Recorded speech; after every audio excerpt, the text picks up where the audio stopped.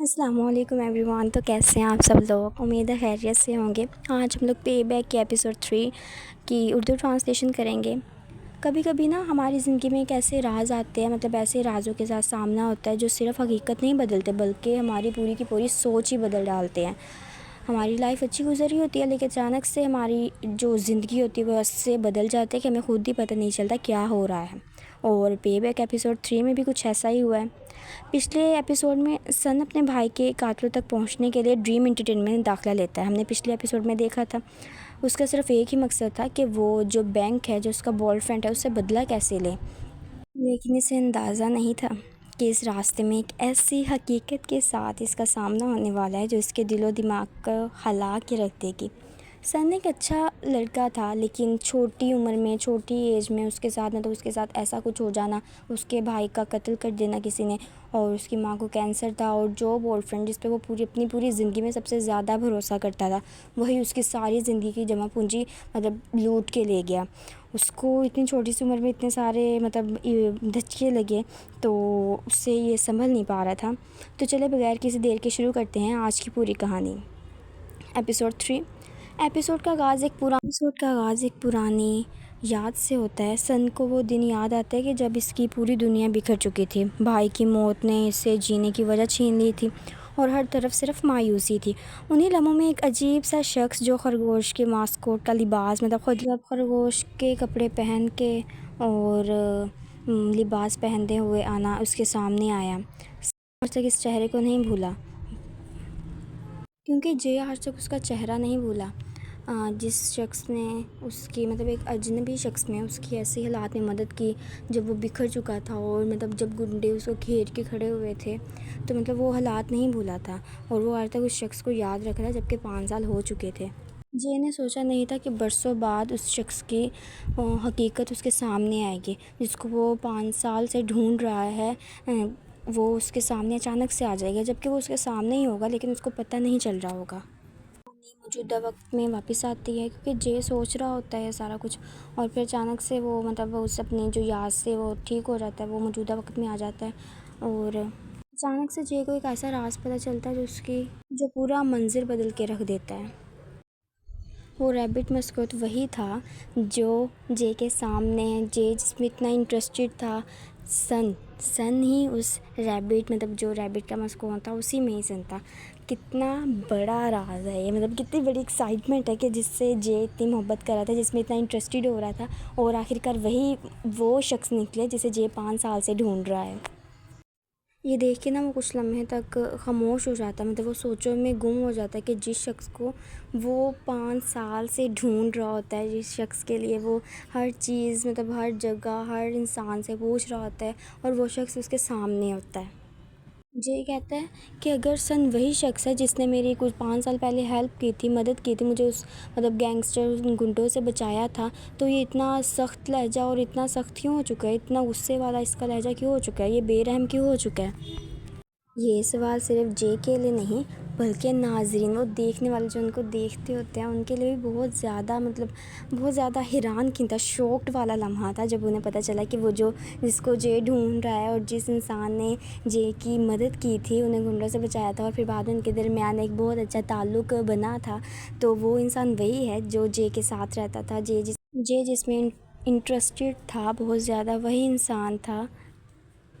دوسری طرف ہم ایپیسوڈ میں دیکھیں کہ جو بینک تھا، جو سن کا بوائے فرینڈ تھا، وہ اپنی زندگی میں مصروف تھا، وہ اپنی زندگی خاموشی سے، آرام سے، بہت زیادہ اچھے سے گزار رہا تھا، اسے کوئی بھی پرواہ نہیں تھی کسی چیز کی کہ اس نے کسی کی زندگی برباد کی ہے۔ وہ اپنی زندگی میں مصروف تھا، اپنی اداکاری میں بہت اچھے سے رہ رہا تھا۔ وہ ایک بہت بڑا انسان بن چکا تھا، ایک بہت بڑا اداکار بن چکا تھا جس کی تعریف کرتے ہوئے لوگ تھکتے نہیں تھے کہ یہ بہت اچھا انسان ہے، اتنا پیارا ہے، لیکن اسے یہ نہیں پتا تھا کہ اس کا جو ماضی ہے وہ اب اس کے جو پریزنٹ جو اس کا آنے والا ہے شاید اس کو خراب کر دے، شاید وہ جو اتنی لوگ اس کی تعریف کرتے تھکتے نہیں ہیں، شاید وہ اس کی تعریف کرنا بند کر دے، یا شاید اسے نفرت ہی کرنے لگے۔ ناظرین، ہم اس ایپیسوڈ میں یہ بھی دیکھیں گے کہ سن کا جو ٹکراؤ ہوتا ہے وہ بینک کے ساتھ ہوتا ہے۔ بینک کی نظر اچانک سن پہ پڑتی ہے اور اس کے پیروں تلے سے زمین نکل جاتی ہے۔ مطلب وہ اتنا شوک ہو جاتا ہے، حیران ہو جاتا ہے اور سوچ میں پڑ جاتا ہے کہیں یہ مجھ سے بدلہ تو نہیں لینے آئے، کہیں یہ میری جو لائف ہے، جو میری بہت زیادہ لائف اچھے سے گزر رہی ہے، میں بہت خوش ہوں، بہت امیر ہوں، وہ لائف مجھ سے چھیننے تو نہیں آیا۔ اس وقت سن کی آنکھوں میں غصہ بھی تھا، درد بھی تھا اور خاموشی بھی تھی، کیونکہ اسے احساس نہیں ہو رہا تھا، وہ سمجھ نہیں پا رہا تھا کہ ایک انسان جس کے لیے اس نے سارا کچھ کیا اس کو ایکٹر بنانے کے لیے، اور وہ آخر میں اس کو دھوکہ دے کے چلا گیا اور وہ اس کے سامنے کھڑا ہے، اور بینک کا جو رنگ تھا، چہرے کا رنگ بالکل بدل چکا تھا۔ سن چاہے کچھ نہیں کہتا، لیکن اس کی نظروں سے پتہ چل رہا تھا، اس کی آنکھوں سے پتہ چل رہا تھا کہ وہ اپنا بدلہ بھولا نہیں ہے۔ ایسا محسوس ہو رہا تھا جیسے وہ بتا رہا تھا کہ میں اپنا حساب برابر کیے بغیر یہاں سے جاؤں گا نہیں۔ یہ منظر دونوں کرداروں کے درمیان، سن اور بینک کے دونوں کے درمیان ایک بہت بڑی ٹکر کا اشارہ تھا۔ ایپیسوڈ میں یہ بھی دیکھیں گے کہ اب یہ کہانی کا جو رخ تھا وہ جے کی طرف مڑتا ہے۔ جے سن کو اپنے دفتر میں بلاتا ہے۔ جیسے کہ آپ سب لوگ جانتے ہیں، جے کی شخصیت پہلے سے ہی بہت زیادہ پر اسرار، طاقتور اور مفاد پرست، جس کا یہ ذہن تھا کہ دنیا میں جب تک ہم کچھ دیں گے نہیں، ہم اس سے واپس نہیں لے سکتے۔ اس کا یہ رول تھا، گیو اینڈ ٹیک۔ اس کے نزدیک دنیا کی ہر چیز کی کوئی ایک قیمت ہے۔ کہ کسی بھی چیز میں مدد آپ کو کسی بغیر بدلے کے نہیں ملتی۔ آپ نے مدد لینی ہے تو اس کے بدلے میں آپ کو کچھ دینا پڑے گا۔ سن جانتا تھا کہ اگر اسے اپنے بھائی کے قاتل تک پہنچنا ہے یا بینک سے بدلہ لینا ہے تو اسے جے کی طاقت کی بہت ضرورت پڑے گی۔ اب آئے گا کہانی میں ٹویسٹ۔ وہ سن کے لیے ایک ایسی شرط رکھتا ہے جو اس کو ذہنی دباؤ میں بھی اس کے ذہنی دباؤ پر بہت زیادہ اثر کرے گی، یا اس کے لیے وہ جو شرط ہوگی وہ اس کے لیے اچھی بھی ہوگی، بری بھی ہوگی، یہ تو پتہ چلے گا ہمیں نیکسٹ ایپیسوڈ میں۔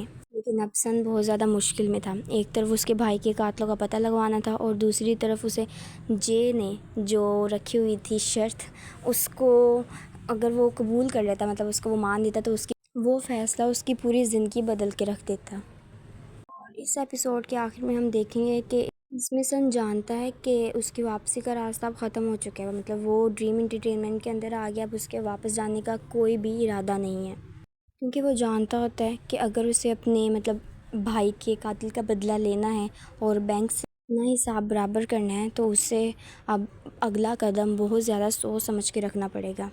لیکن اصل سوال یہ آتا ہے، کیا جے واقعی سن کا دشمن ہے، یا وہ واحد شخص ہے جو سن کا آخر تک ساتھ دے گا، اس کو ہر مشکل میں مدد کرے گا؟